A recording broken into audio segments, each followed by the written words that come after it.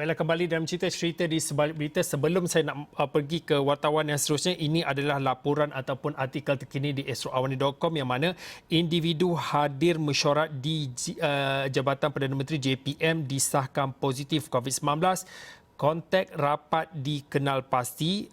Kementerian Kesihatan Malaysia KKM mengesahkan seorang individu yang menghadiri mesyuarat di Jabatan Perdana Menteri pada Sabtu 3 Oktober 2020 positif COVID-19 dan Ketua Pengarah Kesihatan Tan Sri Dr. Nur Hisham Abdullah memberitahu ketika menghadiri mesyuarat itu individu terbabit tidak mengalami sebarang gejala jangkitan COVID-19 dan tambahnya lagi selepas disahkan positif beliau dimasukkan ke hospital untuk pengasingan, pemerhatian dan juga rawatan susulan. Dan dalam laporan dan juga artikel ini turut menulis KKM sedang menjalankan pengesanan dan juga siasatan kontak termasuklah saringan gejala dan juga menjalankan ujian calitan bagi pengesanan jangkitan COVID-19. Terdahulu kalau anda lihat di ruangan berita terkini ini ada kami kongsikan Dr. Zulkifli Mohamed Al-Bakri iaitu Menteri di Jabatan Perdana Menteri. Datuk Seri Dr. Zulkifli Mohamed Al-Bakri menjadi pemimpin negara terbaharu yang disahkan positif pandemik COVID-19 dan kenyataan itu dimuat naik di Facebook dan juga Twitter miliknya yang mana Dr. Zulkifli berkata beliau kini menjalani rawatan. Dan untuk mendapatkan artikel lanjut anda terus ke esroawani.com. Baiklah, untuk waktu ini saya ingin bersama dengan Hadi Cik Awang, Wakil Esro Awani di Kedah. Kalau difahamkan juga dimaklumkan untuk waktu ini saya difahamkan di utara UUM, Universiti Utara Malaysia menutup kampus utamanya di Sintok berkuat kuasa serta-merta sejak malam tadi susulan seorang pelajar yang baru sahaja pulang dari Sabah kerana dikesan positif COVID-19 dan ini dipetik daripada Naib Chancellor UUM Profesor Datuk Dr. Ahmad Bashawi Abdul Ghani yang mana mengatakan pelajar berkenaan sebelum ini terbabit dalam latihan aktiviti di universiti dan tiba di kampus lebih awal dan itu saya petik daripada laporan media tempatan. Dan pastinya saya rasa Hadi ada lagi ada laporan lanjut dan juga cerita lanjut terkait dengan perkabaran ini. Kalau boleh dikongsikan kepada kami tentang kemaskini laporan ini. Okey, terima kasih Fauzi di studio dan seperti dimaklumkan Fauzi tadi satu makluman mengenai seorang pelajar di UUM positif COVID setelah disahkan sendiri dan pelajar terbabit dimaklumkan telah hadir lebih awal ke universiti dari negeri Sabah bagi menjalani latihan palapes dan sebentar tadi pagi tadi sekitar jam 9 sehingga jam sekitar 1 tengah hari melakukan tinjauan, bukan sahaja tinjauan untuk visual-visual mengenai aliran keluar masuk kenderaan ke dalam kawasan universiti, malah kawalan keselamatan juga merangkumi tinjauan terhadap peniaga-peniaga di kawasan sekitar UUM selepas arahan penutupan bagi mengelak penularan kes berjangkit dengan lebih ramai individu. Dan Fauzi, tadi juga dalam kalangan pelajar juga satu inapan siswa, pelajar-pelajar yang tinggal di inapan siswa ataupun inasis terbabit iaitu inasis Yayasan Al-Bukhari tidak dilarang untuk keluar dari kawasan inasis terbabit dan kawalan keselamatan dilaksanakan secara berterusan sehingga Khamis selama 24 jam dan itu mengenai dengan pelajar-pelajar di inasis terbabit dan seluruh pelajar UUM juga tidak dibenarkan keluar dari dalam kawasan UUM itu sendiri dan kebenaran hanya diberikan kepada pelajar yang tinggal secara berkeluarga di dalam UUM itu dan kebenaran itu diberikan kepada ketua keluarga yang ingin keluar untuk membeli barangan keperluan yang tiada di dalam kampus terbabit dan para staf juga di UUM juga tidak dibenarkan untuk masuk ke dalam kawasan universiti di dalam kawasan UUM bagi mengelakkan jangkitan terhadap mereka dan mereka kini bermula hari ini mereka akan melaksanakan tugasan ataupun work from home dan sudah pastinya Fauzi beberapa servis perlu diberi kebenaran untuk masuk ke dalam kawasan UUM seperti staf-staf yang bekerja di bank yang berada dalam UUM itu sendiri, staf yang bekerja di dalam pasar raya dan staf-staf yang menjual bekalan makanan yang berada dalam UUM itu sendiri, Fauzi. Hadi, seperti yang Hadi katakan, beberapa aktiviti dan juga proses seperti yang melibatkan perkhidmatan penting ataupun perkhidmatan perlu diteruskan. Memandangkan apa yang dimaklumkan ada satu kes positif COVID-19 melibatkan pelajar ataupun studennya. Kalau boleh hasil daripada tinjauan dan juga pemerhatian Hadi, mungkin Hadi boleh kongsikan bagaimana kalau Hadi dapat kongsikan cerita ataupun bagaimana ujian saringan itu dilakukan. Ada juga SOP yang perlu dipatuhi oleh kaki tangan dan juga staf UUM secara keseluruhannya.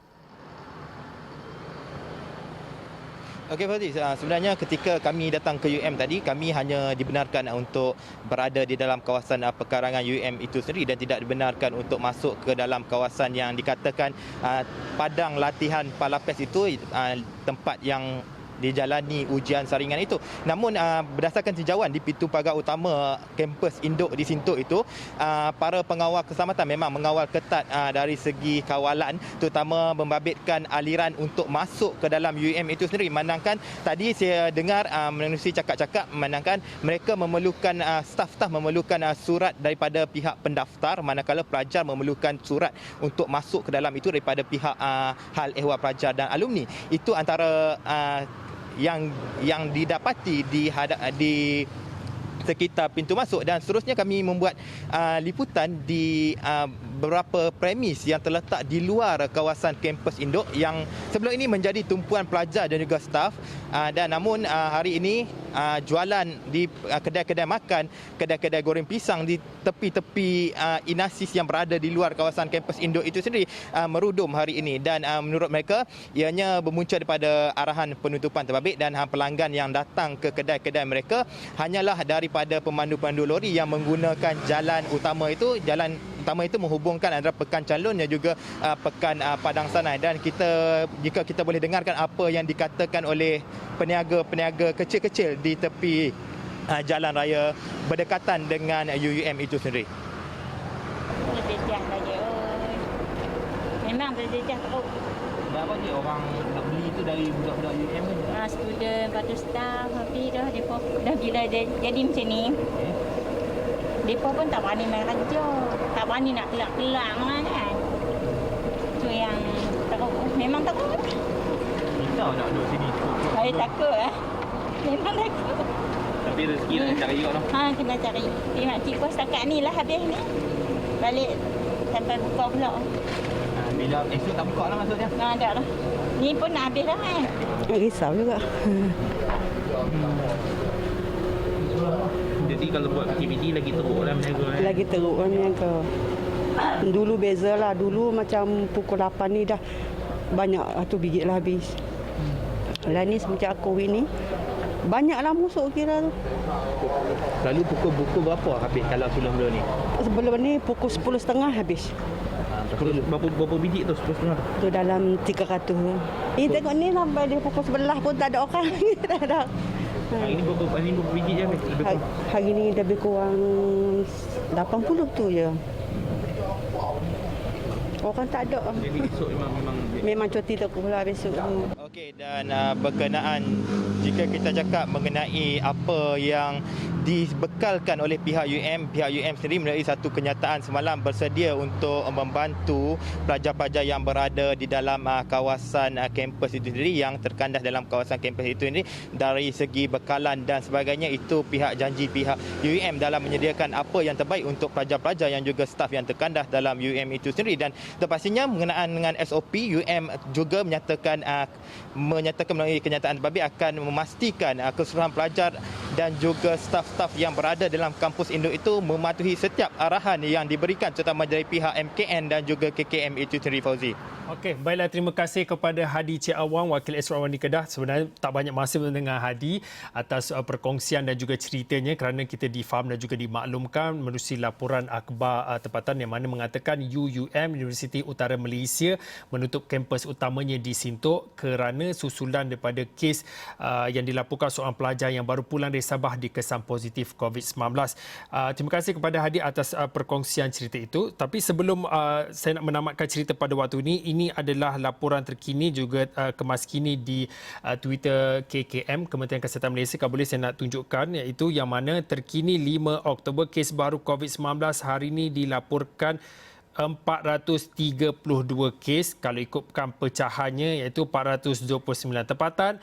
3 lagi kes adalah kes import, iaitu 432 kes positif tertinggi sejak wabak pandemik COVID-19 melanda negara ini, dan pastinya laporan dan juga butiran lanjut akan kami bawakan di astroawani.com dan pastinya dalam buletin Awani selepas ini dan pastinya di Awani 7.45. Saya kira itu saja untuk waktu ini. Saya Fauzin, ini cerita-cerita di sebalik berita. Kita jumpa lagi.